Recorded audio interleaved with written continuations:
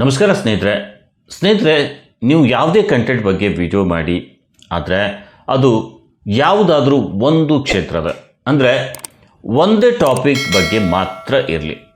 ಇಲ್ಲಿ ಉದಾಹರಣೆಯೊಂದಿಗೆ ಹೇಳಬೇಕು ಅಂದರೆ ಟೆಕ್ ಚಾನಲ್ ಅಥವಾ ಅಡುಗೆ ಚಾನಲ್ ಆಗಿರ್ಬೋದು.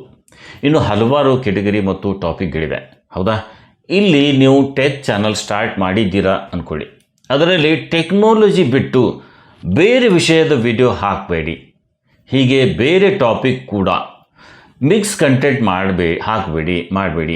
ಯಾವ ಟಾಪಿಕ್ ಮೇಲೆ ಚಾನಲ್ ಮಾಡಿದ್ದೀರಾ ಅದರ ಅನುಸಾರ ವಿಡಿಯೋ ಹಾಕೋದು ತುಂಬ ಅವಶ್ಯ. ಕುಕಿಂಗ್ ಚಾನಲ್ ಮಾಡಿ ಅದರಲ್ಲಿ ವ್ಲಾಗ್ ಹಾಕೋದು, ಟೆಕ್ ಚಾನಲ್ ಮಾಡಿ ಅದರಲ್ಲಿ ಕುಕಿಂಗ್ ವಿಡಿಯೋ ಹಾಕೋದು ಮಾಡಬಾರ್ದು. ಇದು ಚಾನಲ್ ಗ್ರೋ ಆಗಲು ತೊಡಕು ಉಂಟಾಗುತ್ತೆ. ಇನ್ನು ಯಶಸ್ವಿ ಯೂಟ್ಯೂಬರ್ನ ಮೂಲ ಮಂತ್ರ ನಿರಂತರತೆ. ಇದು ತುಂಬ ಅವಶ್ಯ. ಅಂದರೆ ರೆಗ್ಯುಲರ್ ಆಗಿ ಚಾನಲ್ ಮೇಲೆ ವಿಡಿಯೋ ಹಾಕೋದು, ನಿರಂತರ ಡೈಲಿ 1 ಇಲ್ಲ 2 ದಿನಕ್ಕೊಂದು, ವಾರದಲ್ಲಿ 2 ಹೀಗೆ ಟೈಮ್ ಫಿಕ್ಸ್ ಮಾಡಿ. ಆ ಸಮಯಕ್ಕೆ ಸರಿಯಾಗಿ ವಿಡಿಯೋ ಅಪ್ಲೋಡ್ ಮಾಡಿ.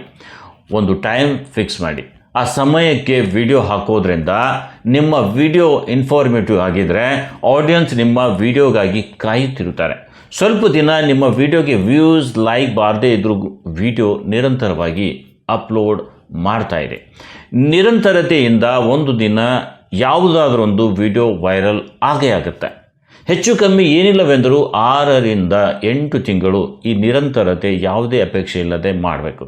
ಇನ್ನು ವಿಡಿಯೋ ಅಪ್ಲೋಡ್ ಮಾಡಿದ ಮೇಲೆ ನಿಮ್ಮ ವಿಡಿಯೋಗೆ ಆಕರ್ಷಕ ಥಂಬ್ನೇಲ್ ಕ್ರಿಯೇಟ್ ಮಾಡಿ ಹಾಕಿ.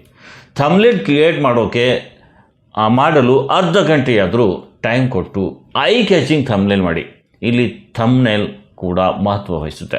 ನಿಮ್ಮ ವಿಡಿಯೋ ರ್ಯಾಂಕ್ ಆಗಲು ನಿಮ್ಮ ವಿಡಿಯೋದಲ್ಲಿ ಏನಿದೆ ಅನ್ನೋದು ಸಸ್ಪೆನ್ಸ್ ಕ್ರಿಯೇಟ್ ಮಾಡಿ ಥಂಬ್ನೇಲ್ ಹಾಕಿ.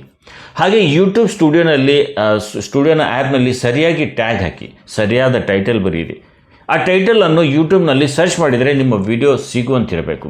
ಪ್ರಾರಂಭದಲ್ಲಿ ನಿಮ್ಮ ವಿಡಿಯೋ ಕ್ಲಾರಿಟಿಗಿಂತ ಸೌಂಡ್ ಕ್ವಾಲಿಟಿ ತುಂಬ ಮುಖ್ಯವಾಗುತ್ತದೆ.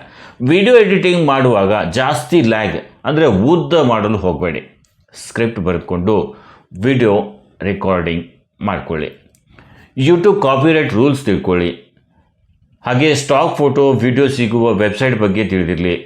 ಇದೆಲ್ಲೂ ಒಬ್ಬ ಹೊಸ ಯೂಟ್ಯೂಬರ್ ಮಾಡಬೇಕಾದ ಮಹತ್ವದ ಪಾಯಿಂಟ್ಸ್ ಆಗಿವೆ ಸ್ನೇಹಿತರೆ. ಹೀಗಾಗಿ ಚಾಚು ತಪ್ಪದೆ 6 ರಿಂದ 8 ತಿಂಗಳು ನೀವು ಮಾಡಿದಾಗ ಮಾತ್ರ ಯೂಟ್ಯೂಬ್ನಲ್ಲಿ ಸಕ್ಸಸ್ ಪಡೆಯಲು ಸಾಧ್ಯವಾಗುತ್ತದೆ. ಈ ಕೊಟ್ಟಿರೋ ಮಾಹಿತಿ ನಿಮಗೆ ಉಪಯೋಗ ಆಗಬಹುದು ಎಂದು ಭಾವಿಸುತ್ತೇನೆ.